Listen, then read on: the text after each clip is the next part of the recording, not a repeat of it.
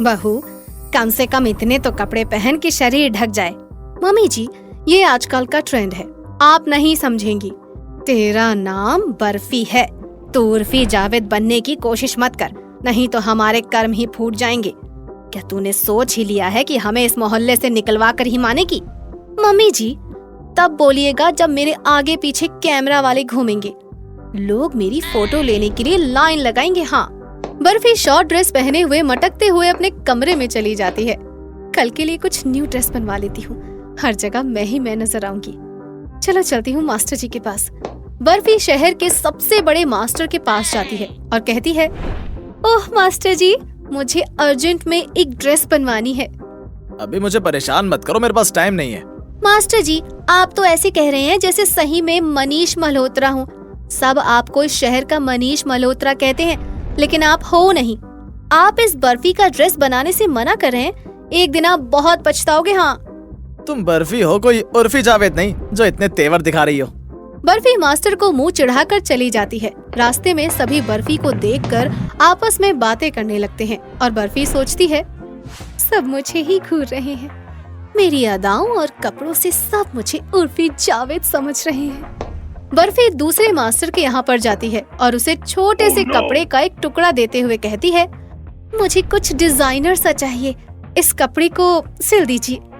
Master कपड़ा देखकर मन ही मन सोचता है, ये कपड़ा है या कोई लीरा, इससे तो मैं अपना रुमाल भी न बनाऊं। ये तो उर्फी जावेद की भी माँ लग रही है। मास्टर जी, क्या सोच रहे हैं? सिलना शुरू कीजिए, मुझे कल ही पहनना है। इसमें सिलने के लिए है ही क्या, इतने छोटे टुकड़े से क्या ही बनेगा? ओहो मास्टर जी, आपके पास तो इतने टुकड़े होंगे, कुछ कपड़ों का इस्तेमाल कर लीजिए ना। मास्टर जी अपने पास पड़े कुछ टुकड़े लेकर एक अतरंगी सा वन पीस बना देते हैं, जिसमें बर्फी का आधे से ज्यादा शरीर ढका ही नहीं होता।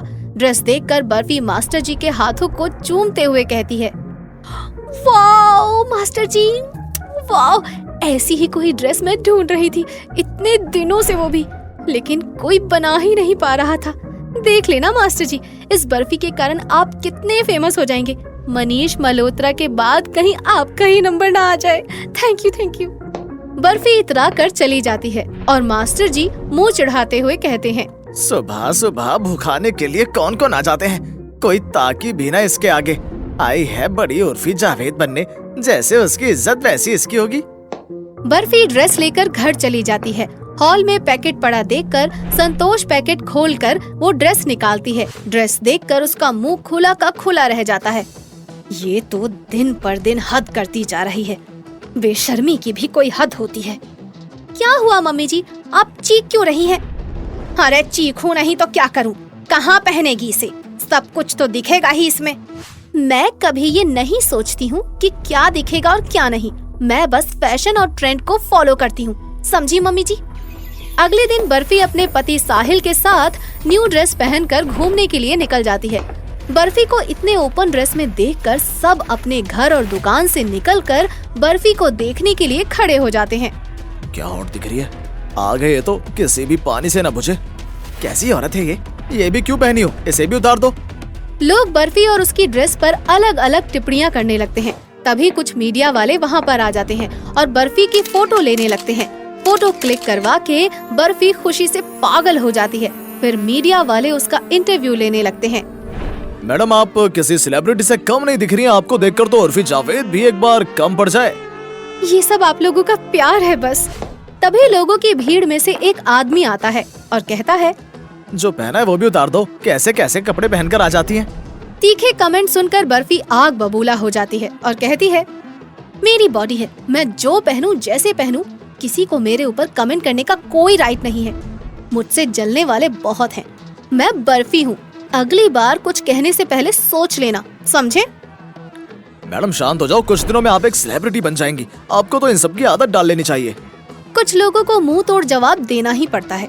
साहिल ये सब देखकर इरिटेट हो जाता है और बर्फी को घर लेकर आता है। इन फटे चिटे कपड़ों में मेरे साथ नहीं जाओगी तुम। ओहो darling, you don't know it's a fashion. Shut up, ये उर्फी जावेद की तरह बिहेव करना बंद कर दो, हिंदी में बोल सकती हो तुम। दिन बीतने लगते हैं और बर्फी पर उर्फी जावेद का भूत चढ़ता ही जाता है। संतोष और साहिल बर्फी की हरकतों से परेशान हो जाते हैं। एक रोज बर्फी इतराते हुए फटी हुई जीन्स का टॉप बनाकर मार्केट में निकल जाती है और एक दुकान पर जाकर कहती है, भैया मुझे चेंज मिलेगा क्या? ओ भिखारन, चल निकल यहाँ से। मैं ही मिलाऊंगा तुझे, मेरी दुकानदारी खराब करेगी। ओहो भैया, मैं कोई भिखारी नहीं हूँ। बर्फी को जो रास्ते में देखता है उसका मजाक उड़ाने लगता है। तभी एक भिखारन बर्फी को देखकर कहती है, ये तो मुझसे भी बड़ी भिखारन है, इसके पास तो पहनने तक को कुछ नहीं है। ए हट, मेरी जगह पर मत बैठ जाना। चल निकल यहाँ से। हाँ, कैसे लोग हैं, फैशन तक नहीं जानते। एक दिन जब मुझे टीवी पर देखोगे ना, तब पछताओगे सब। फिर रास्ते में उसे एक गुंडा मुन्ना छेड़ते हुए उसका हाथ पकड़ लेता है और कहता है, ये क्या पूरा बदन दिखाओ मेरी रानी, इतने से क्या होगा?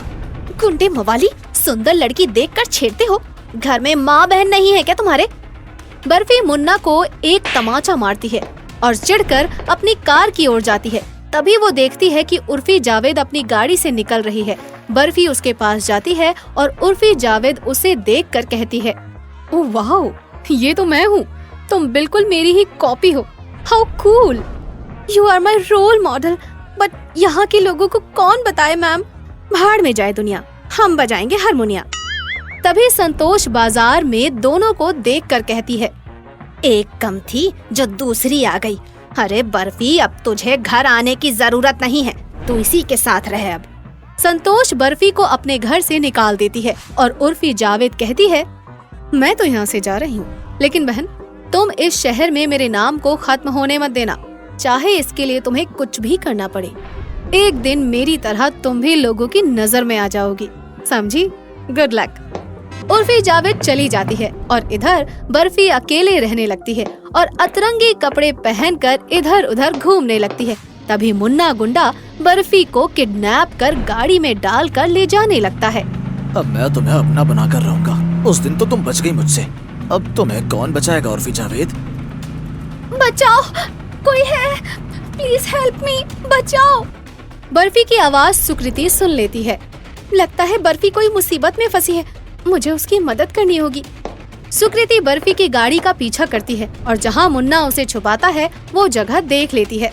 सुकृति, पुलिस को कॉल कर, नहीं तो ये गुंडा बर्फी की जान ले लेगा। सुकृति फोन कर पुलिस को बुला लेती है और पुलिस मुन्ना को अपनी हिरासत में ले लेता है और बर्फी बच जाती है। मुझे अपनी गलती का पछतावा हो रहा है। मैं उर्फी जावेद बनने के चक्कर में भूल ही गई कि मैं किसी की बहू हूँ और किसी की पत्नी हूँ। मुझे कोई उर्फी जावेद नहीं बनना। तुझे समझ आ गया ना? यही बहुत है।